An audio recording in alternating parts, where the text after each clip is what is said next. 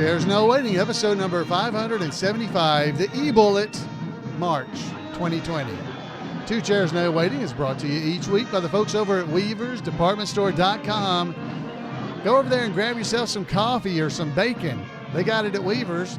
And while you're there, you might want to pick up some of the barbershop hairstyle prints. That's right, you can hang it on your wall and give haircuts just like Floyd while you're stuck in the house. Or maybe you want to get an old man rimshaw print just to scare folks as they run through. Whatever you might want to do, head over to WeaversDepartmentStore.com and check it out. Two Chairs No Waiting is also brought to you by donations from listeners like you. The executive producer of episode number 575 is Sarah Blaine. Miss Mayberry in the chat room. It's good to have you with us. Thank you, Sarah, for supporting the podcast, and thank you for being here on the podcast about the Andy Griffith Show that we try to do every week. I've been doing these for over 11 and a half years. Oh my goodness. It kind of hurts when I say it out loud like that. But this is people are always asking me, how do you keep coming up with things to talk about? There's been so much that I've already talked about. How do I keep finding more things about a show that's over 60 years old? How do I do this? Well, it's almost 60 years old, I guess. It really is amazing. I keep coming up with things to do, but luckily I'm helped as we are by this week because it's the eBullet. I'm helped out by our wonderful presiding goober emeritus, Jim Clark himself, who does the eBullet, the newsletter for the official newsletter for the Andy Griffith Show Rerun Watchers Club. Comes out of headquarters there in Nashville. And so we're going to be running through the March 2020 issue. Hopefully you've already gotten yours in the email. It's not mailed, it's emailed to everybody. Or you've headed over to imayberry.com and just click the link there on the top of the page. And, if you do that, you can just go straight to the eBullet. It's right there at the top of the page, the latest edition of the official newsletter. There's a link at imayberry.com so that you can find it right there. So that's what we're going to be talking about. Tonight we're going to hear from also, which I may do this to start. We got a little note back from Maggie Peterson, and I thought you might want to hear that. And then after we talk about the stuff in the eBullet, we'll hear from Randy Turner with This Week in Mayberry History. So let's go ahead and hear from Maggie. We've been doing podcasts the last 2 weeks about Maggie with interviews from her and talking about the campaign that her family has had going, the GoFundMe campaign to try to help her raise some money for her expenses from being sick and hurt. And she's just had a lot of medical expenses, and we're trying to raise money to help her out. And she has also been getting cards and letters that people have been sending to Weavers. And you can send an email to Weavers or not an email, but a letter, your cards or letters, whatever you'd like, to Weaver's Department Store. And the link, if you just go to a Weaver's Department Store, scroll all the way to the bottom of the page, and the address is right there on the page. So if you'd like to do that. But Maggie's been getting all these nice letters and cards and all kinds of stuff in addition to the donations to her thing. So she wanted to just have a few words to say to everybody. And so let me get over here and play this for you. Cause she called into the podcast, I should say. And as part of that, this is what she left us. A thank you note from Maggie Peterson. Hello, this is Maggie Peterson, maybe better known in Mayberry as Charlene Darling. I want you to know I have been so moved by all the wonderful messages I have received. From the bottom of my heart, I thank you. Thank you. Little did I know back then how long the character of Charlene would live on. I am so lucky and so grateful to have been a part of the Andy Griffith Show. What a blessing. And the fans and the people who have reached out to me are the real blessing. Again, thank you. And I love you. The spirit of Mayberry is alive and well. Bye-bye. So that was so nice from Maggie. And if you would like to help support her, you can go to bit.ly/Maggie Peterson, all one word. And that'll take you over to the GoFundMe campaign to help donate to her expenses. Or if you'd like to send a letter or a card, as I said, head over to Weaver's Department Store. When you get to the front page, scroll all the way down to the bottom, and you'll see the information right there about how to send a note to Weavers, and just put it to Maggie. We'll pretty much know what it is if we don't get cards at Weavers. So we'll know what it is if you send it to us, and we'll forward it right along to her so she gets all your well wishes. So thank you again, Maggie, for taking the time to call in. And I posted that over on Facebook and a few other places as soon as we got it, because I wanted to go ahead and start getting that word out. But I wanted to share it here with you guys right here on the podcast, because I know as an Andy Griffith fan, you and I care an awful lot about Maggie. Let's go now and hear from the eBullet. That's right, the eBullet, the official newsletter of the Andy Griffith Show Rerun Watchers Club. I'm going to play a little background music to make this sound better. By the VW Boys, ladies and gentlemen. This is the VW Boys, and they are so kind to let me use their background, their music. So let's go and hear from the eBullet, March 2020. 2020, wow. Here we go. So welcome to the second edition of the 60th anniversary year for the Andy Griffith Show. The worldwide coronavirus pandemic has made the recent weeks, and likely the upcoming weeks and perhaps months, confusing and trying, and at times even scary. There will be continued tremendous upheaval in the daily rhythms of all of our lives. Following the lead of Ernest T. Bass, our mantra has become hermetize and sanitize. All the current concern, the disruption has included the postponement and cancellation of most upcoming Mayberry-related events. And we'll be talking about some of those in the event calendar that we'll be getting to in just a minute. And you can always head over to imayberry.com and click on the event calendar to get updates as well. With folks staying home more than usual, an interesting trend has emerged in the country. The Andy Griffith Show is reportedly seeing one of its largest upticks in attention on video streaming services. More people are discovering or rediscovering the joys of Mayberry. It was during the turbulent times of the 1960s when the Andy Griffith Show first aired. Viewers are tuning in to the comforts of Mayberry to escape, at least for 24 to 26 minutes at a time, some of the worries of the current day. And latter-day watchers are finding that longtime Mayberry fans have what they have always known, that the Andy Griffith Show is more than just an escape. It's compelling, uplifting storytelling. It's good for the soul. To all the new Andy Griffith Show Rerun watchers, we say, welcome to the club. Even with all the preoccupation with difficulties and unknowns of the pandemic, there's a lot of Mayberry news to report this month. What better time to grab a cup of Mayberry's finest coffee or other favorite beverage just to sit back and catch up on the recent and upcoming happenings. So this is the section that we talk about in the eBullet called Floyd's Barbershop Bulletin Board and Event Calendar. Now, there have been a lot of cancellations, and I'm really probably not going to read through them all. But as you may or may not know, Betty Lynn appears at the Andy Griffith Museum monthly. Well, that's been canceled for March. Karen Knott's Tied Up in Knots show that was supposed to be in March got canceled. The March show for Leroy Mack got canceled. Betty's canceled for April as well at the museum. Right now, April 17th, Karen Knott's is bringing her Tied Up in Knots show to Whitefire Theater in Sherman Oaks, California.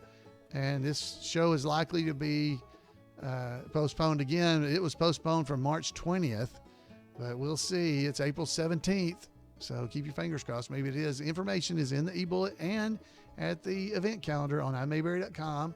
So go and check those out. The April 18th show that was supposed to have Rodney and Keith Thibodeau as guests, which was going to be the opening of the I Love Lucy Museum in Granville, Tennessee, has been rescheduled for June the 13th. So stay tuned to make sure that doesn't get rescheduled. And they ended up canceling an event that Margaret Carey and Maggie Peterson were supposed to be at, the Missouri Cherry Blossom Festival that was coming up in April the 23rd through the 25th, and that has currently been canceled and not rescheduled. And the Uncle Jesse Big Bass Classic that's usually held May 2nd, which would have been the 33rd year it had been held, by the way, it has been canceled as well. Currently, there are some events that are still not stopped yet, but just hold on because I'm afraid they will be.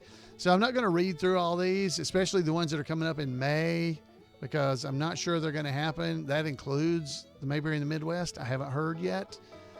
Right now it's not canceled, but there's a lot still going on. So just keep on the lookout on the website for that. But let's skip a little further ahead, and we'll look at June 5th and 6th. Dixie Griffith, Andy's daughter, and a whole bunch of Mayberry tribute artists, including they're going to even have a Doc and a Festus from Gunsmoke. They're going to be at the annual Mule Days and Chicken Festival in Gordo, Alabama. And also performing will be the VW Boys that you hear in the background.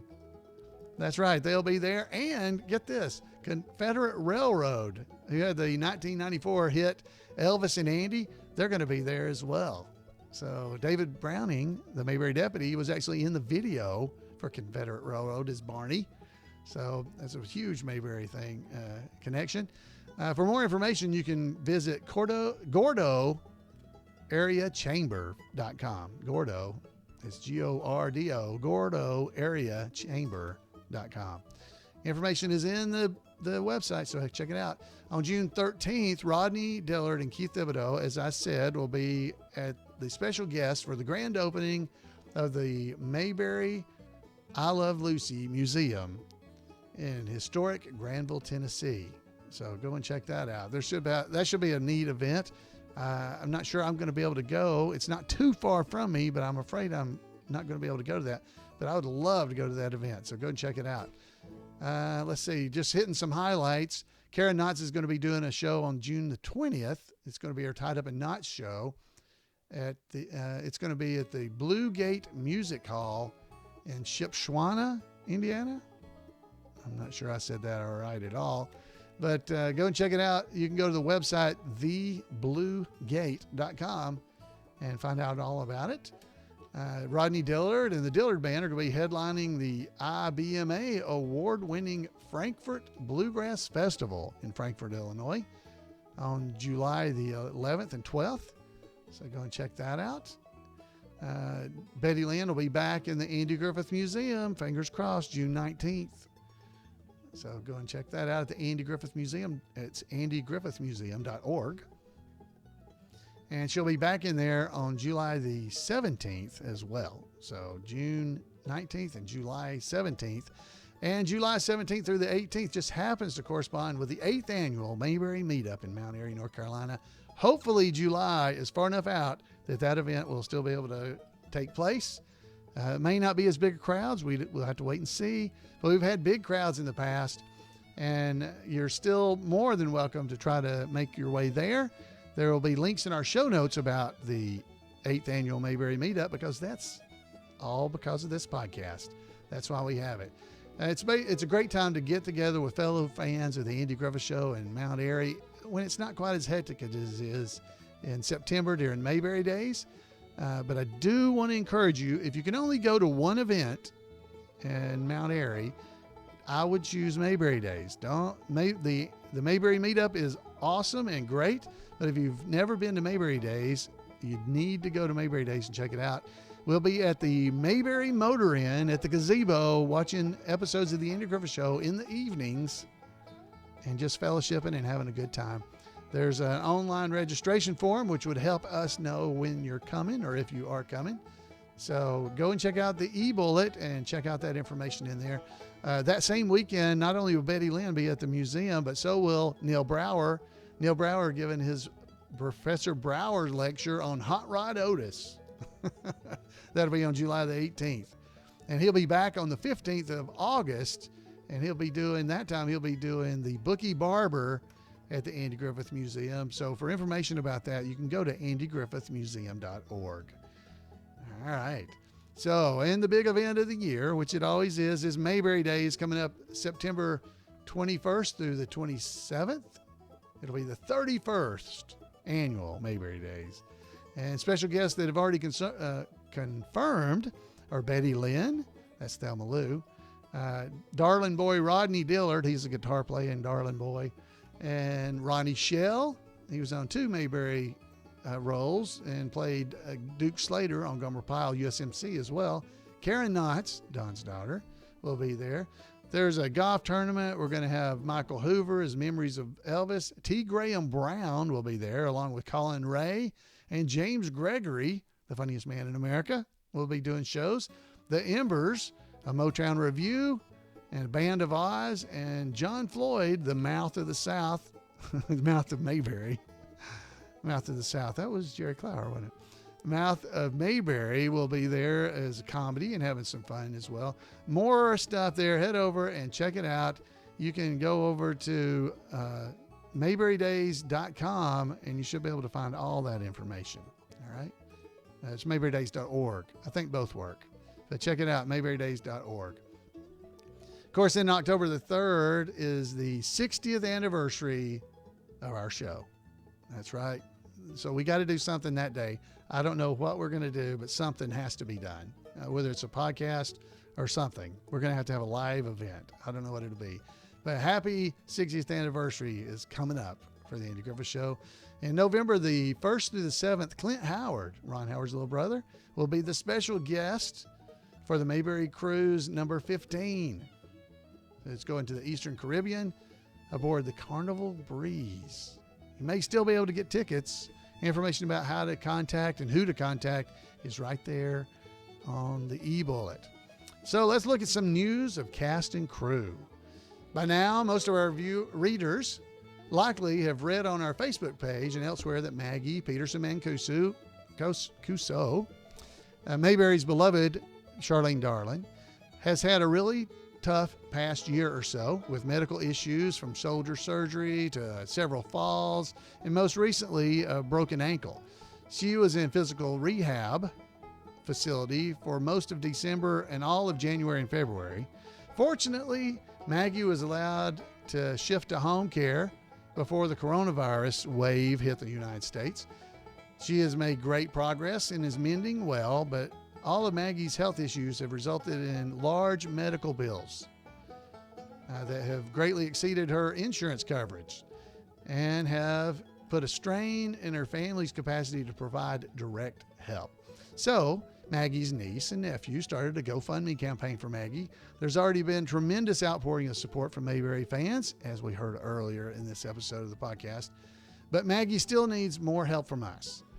Not only does she have a backlog of bills, but she and husband Gus are needing to have ongoing healthcare assistance. These trying times are trying times all the way around for just about everybody.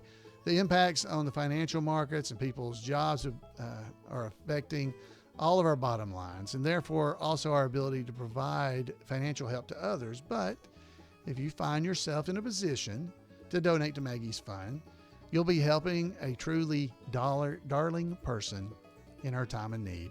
We're hoping Mayberry comes through with even more hats full to help Maggie than Briscoe needed for the thirsty radiator on the Darling's truck. So I hope you can do that. And I agree. If you can, that would be wonderful to help her. And if you can't, I completely understand that. Send her a card. She'd enjoy that. Ron Howard, Rebuilding Paradise, is his documentary about the aftermath of the devastating Paradise Camp Fire in 2018. It had its world premiere at the Sundance Film Festival on January the 23rd. Ron is also executive producer of Once Were Brothers, Robbie Robertson and the Band, which was produced by his Imagine Documentaries and others and released in theaters in February. Ron's working with George Lucas to develop Willow, a Willow TV series based on the 1988 film, which Ron also directed for Lucas. The series is being developed for the Disney Plus channel.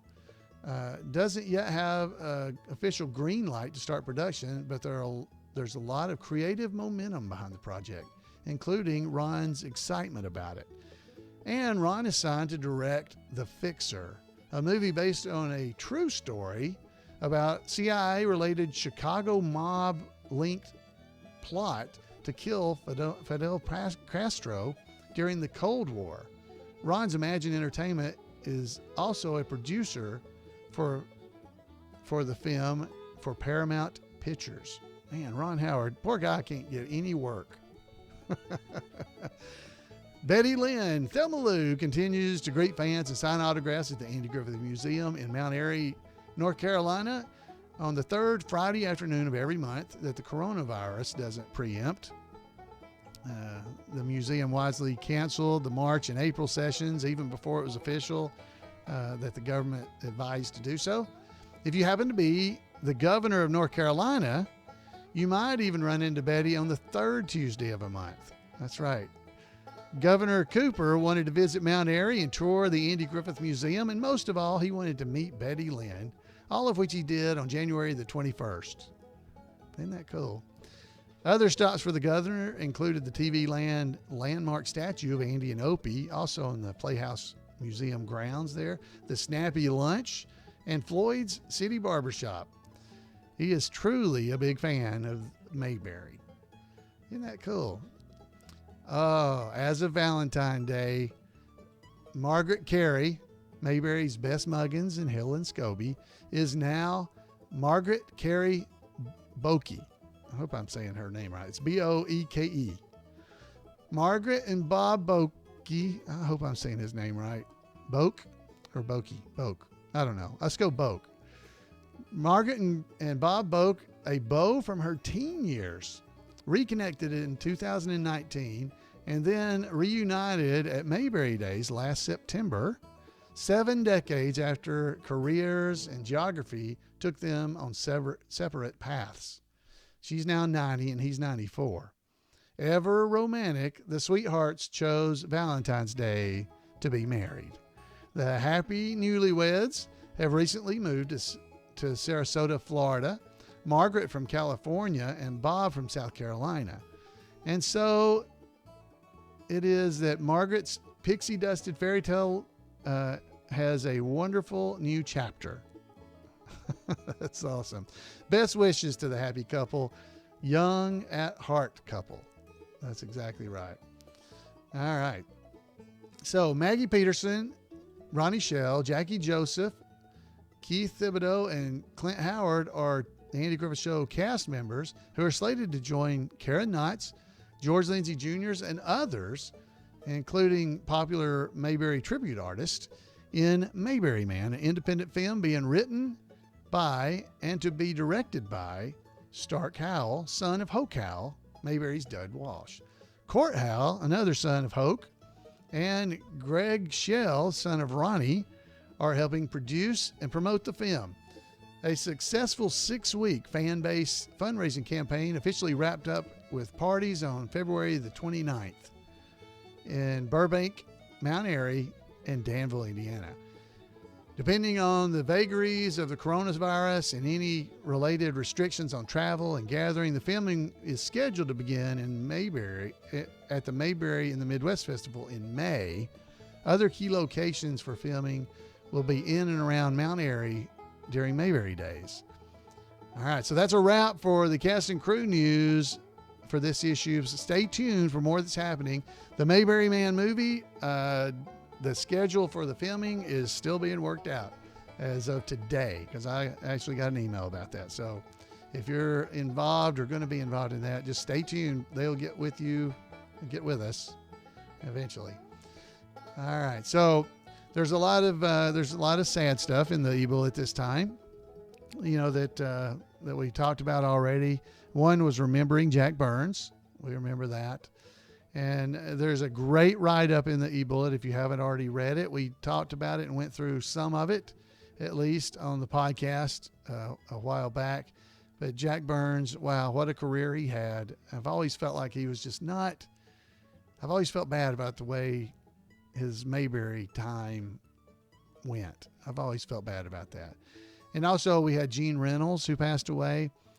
He directed 3 episodes of the Andy Griffith Show and died of heart failure in Burbank, California on February the 3rd. He was 96 years old. There's a great write-up in him about that. He directed first season episodes, Alcohol and Old Lace, Andy the Marriage Counselor, Mayberry on Record. I mean, he has done so much. He's been involved with MASH. So go and read his story, because it is an amazing story, all in the eBullet. There is so much information in the eBullet. I want to encourage you to make sure you get copies for yourself, or at least head over to imayberry.com and read it there online. It is an amazing thing that Jim puts together every other month for us all. Another noted passing was Fred Silverman, who was a television executive, and we've gone through that. You know, he was at CBS when the rural purge happened. Let's not remember him for that. But then he also teamed up with Andy for some little show he did called Matlock or something like that. So he made it up eventually. All right, so the chapter updates. Several new chapters have started in 2019, but none have been founded this year in 2020. We're still holding at 1,466 chapters of the Andy Griffith Show Rerun Watchers Club since it was founded in 1979. So there's information about how to do that. If you'd like to to start a chapter of your very own, you can go into the eBullet, and the information is there exactly how to do that. There's a merchandise update, which is always in the eBullet, which is all Weaver's department store stuff. There's all kinds of t-shirts at Weaver's, sweatshirts, new Mayberry cookbook. It's not new, but it's a new version, the 60th anniversary edition of Aunt Bee's Mayberry cookbook. You'll want to check that out. It's hardcover. And hey, the coronavirus may be keeping you in the house, but you can order coffee directly from Weaver's. That's right. You can even get decaf if your husband's getting on your nerves. Give him decaf coffee. Maybe it's the caffeine.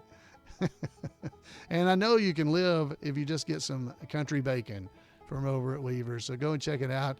One of the cool things about the Mayberry's Finest coffee and bacon is the Grascals, the bluegrass band. Their van that they're riding around in right now on tour has pictures of Mayberry's Finest stuff all over it, as well as weaversdepartmentstore.com in a banner on the bottom of the van. So if you see it going down the road, take a picture. We need to be a part of that. That is really cool. So head and check out all the stuff there. So let's talk about a little bit of chapter news.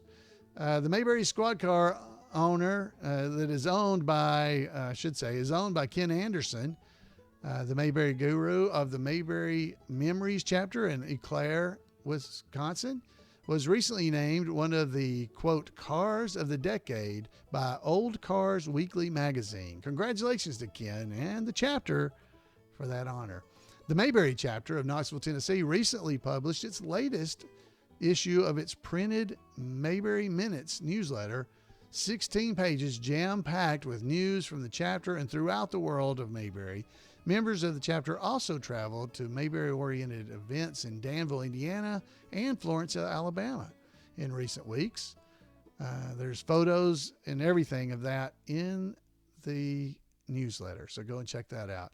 Members of the Pepperelli Pizza chapter from Rayford, North Carolina, and the Andy chapter from Nashville, Tennessee rendezvoused earlier this month in March for meals and marching in Selma, Alabama. Later that week, the Nashville bunch got together with the members of Get a Bottle of Pop chapter at Tuscaloosa's version of Morelli's. Isn't that nice? That's great. And some Andy Griffith Show Rerun Watchers Club members who attended a meetup, or as they prefer to call it, the Eat Up at the Danville Cafe in Indiana back on February 29th. The gathering, which included 5 chapters and at-large members from 4 different states, was timed to help celebrate the end of the official fundraiser of the Mayberry Man movie. The chapters represented were Briscoe of Mayberry from Indianapolis, $1.25 chapter from New Philadelphia, Ohio, Mayberry chapter from Knoxville, Tennessee.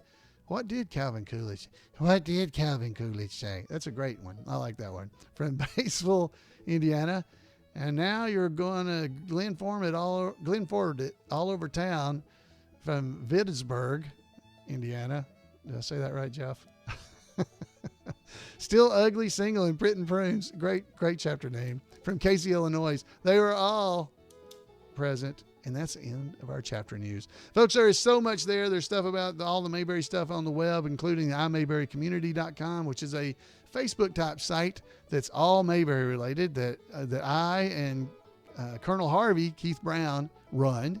So if you don't like Facebook, you can head over and join iMayberry Community and get some of that Mayberry fun there.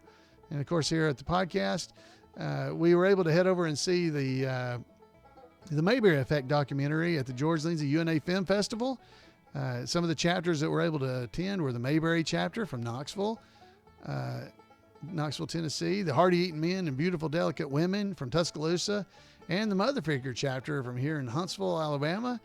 The film actually won the Clyde Sapo Black Sweet Home Alabama Award for the best film highlighting Alabama that was filmed at least partially in Alabama. It was a lot of fun. So definitely you want to go and check out. I just, again, want to encourage you to go and check out all the stuff there in the eBullet. There's more. I didn't even cover it all. So there you go. I talked for 15, 20 minutes on that. So there's much more there. So go and check it out. So friends, now is the time that we get to hear your favorite part of the show, because it doesn't include me. You get a break from all my talking. We're going to go over and hear from roving reporter Randy Turner with This Week in Mayberry History. Welcome to This Week in Mayberry History, a report by special correspondent Randy Turner of the Gomer and Cooper Pyle Comic Book Literary Guild of the Mayberry Historical Society. I've been planning to feature all four of the Dillards in individual reports, and with Doug Dillard's birthday being so close to the first appearance of the Darlings in the Andy Griffith Show, these reports will now be spaced over the course of a full year. As mentioned, I gave a report on the first appearance of the Darlings on March the 18th, 1963, just last week, in the Two Chairs No Waiting podcast number 573. This week, I'll talk individually about a member of the Dillards, Dean Webb. Dean was born on March the 28th, 1937, in Independence, Missouri. Dean was exposed to music as a profession early on, as his uncle, Bob Crawford, was a singer and songwriter in the singing cowboy group the Texas Rangers. While still in grade school, Dean became enamored with bluegrass, and particularly admired the mandolin playing of the legendary Bill Monroe. After graduating high school in 1955, the following year, Dean and two cousins formed a band, which led to his actually beginning to learn the mandolin when the two instruments he was really more interested in, the banjo and fiddle, were already being played by his cousins. He bought his first mandolin in 1956 and built on his early admiration of Bill Monroe by buying Monroe's records, as well as recordings by Jethro Burns, and teaching himself to play by listening and trying to reproduce the mandolin playing heard on those records. While working various jobs to get by, Dean eventually formed a band called the Ozark Mountain Boys. Maybe it is not surprising that this name was chosen, as Dean was from the Ozarks, and bluegrass bands often used boys in their names, such as the Country Boys, who also appeared in the Andy Griffith Show. But this band is not the same band mentioned in the previous podcast about the Dillards that Rodney and Doug Dillard formed. It may be confusing, but Dean helped form a band called the Ozark Mountain Boys, and Rodney and Doug also were founding members of an entirely different band, also called the Ozark Mountain Boys. Just as Rodney and Doug knew Mitch Jane and had appeared on his local radio show, Dean also had met Mitch in a similar way. At a bluegrass festival in Salem, Missouri, where Dean's band, the Ozark Mountain Boys, were performing, Mitch was the MC and introduced the band. Dean actually met Rodney and Doug when he was introduced to them at a different bluegrass festival by Dale Sled, a member of the legendary bluegrass band, the Osborne Brothers. The three hit it off quickly, and Dean was soon recruited to join the Dillards. The Dillards recorded their first album in St. Louis, with Dean playing mandolin for the initial recording, then overdubbing bass on all the songs. A year later, when they decided to move to Los Angeles to try to get a recording contract, their friend Mitch took over on bass, forming the lineup of the Dillards Mayberry fans also know as the Darlings. The four Darling boys were generally unnamed, but the scripts did assign them names initially. According to the script, in the first episode in which they appeared, Dean's character was named Ward Darling. But Andy Griffith soon made a change when they were actually filming the episode. In the scene where Briscoe believes he has smuggled all of his children into a single room at the Mayberry Hotel, Charlene points out he forgot one in the alley, telling him Dean's character, Other, was still down there. The name of Ward was changed to Other as an inside joke. Lee Greenway was the makeup supervisor for the series, and was also quite a musician himself. Andy and Lee would often play together between takes, and of course, in the episodes featuring the Dillards as the Darlings, they would all jam together. Banjo player Lee Greenway's middle name was Other, so Dean's character's name was changed in order to get a reaction from Lee. None of the Darling boys were named in their subsequent appearances, at least as aired during the black and white years, but oddly in the second script, it was Mitch Jane who was now listed as Other. In the color episode, The Darling Fortune, which also marked the last appearance of the Darlings in Mayberry during the series, Andy actually referred to the Darling boys by the musicians' real names. Dean never did any acting outside of Mayberry. In addition to his 6 appearances in The Andy Griffith Show, his only other acting credit was in the 1986 television movie Return to Mayberry. Dean passed away in 2018. Well, that's it for this week. As always, thanks for listening. And remember to take Andy's advice and go out there and act like somebody. Thank you, Randy. Wow, always such good reports. If you'd like to make sure you don't miss out on anything Randy's doing, send him an email at turnersgrade@gmail.com, turnersgrade@gmail.com, and he will definitely make sure you know all about it. Oh, man, I don't have it right here with me. I was going to show you, he has started the Andy Griffith Show Ambassadors Program, and I have left that laying in a different location. I was going to show it to you guys tonight. Great, a great looking certificate you get with that if you join. And so go and check out in our show notes.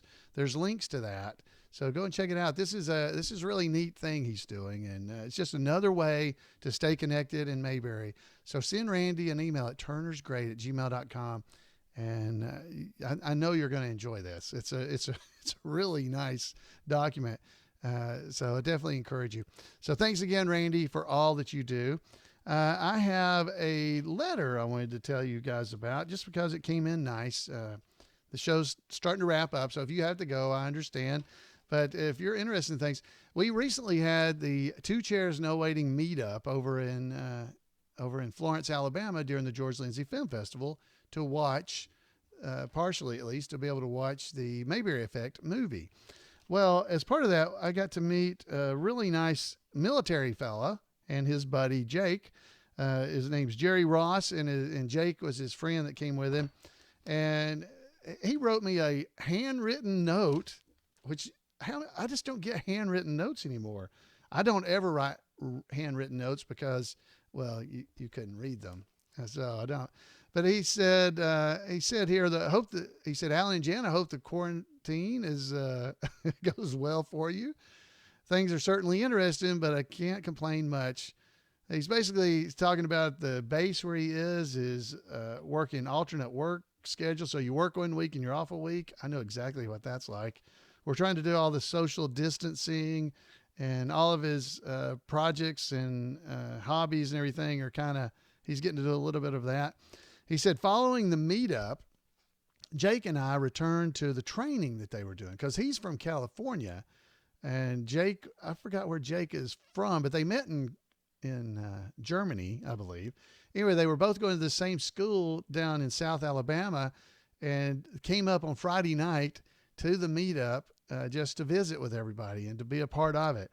And he says, following it, they returned to our training, which was then ended a day early because of the coronavirus.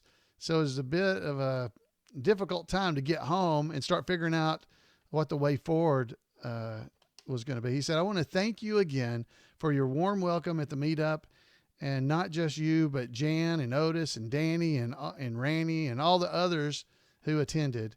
We genuinely had a great time just fellowshipping with you all. And so he goes on to say some more stuff. Jerry, thank you so much for that. That means a lot. And he sent me a coin. There's coins that they always have. So he sent me a coin from his project that he's working on. It's a really neat coin. Sent Jan and myself one. So thank you, Jerry. Thank you. I hope you enjoyed your little time at the small Mayberry events, and someday you'll be able to come to a bigger one as well. I'm sure there's something else I was going to show you tonight, but we're already 40 minutes into this, so I think it's probably time to start wrapping up. Friends, it is always great to spend time with Mayberry people. You know, like he said, he was able to just come and spend time with us all there. And that's something that we can do right here online. Even in this time where we're social distancing, we don't have to be distant. We can talk and visit with one another right here on the podcast. So I'd love to hear from you. If you'll email me at floyd@imayberry.com, that's okay. I wouldn't mind getting it that way. But if you'll call me at 888-684-8415 like Maggie Peterson did, people can hear your voice and you can tell us what you think about the show and just about the Andy Griffith Show in general. I would love to hear from you. So if you do that, give me a call or send me an email. I'd love to hear from you. Until next time, folks, have a great Mayberry week. Stay safe, and we'll see you next time here on Two Chairs.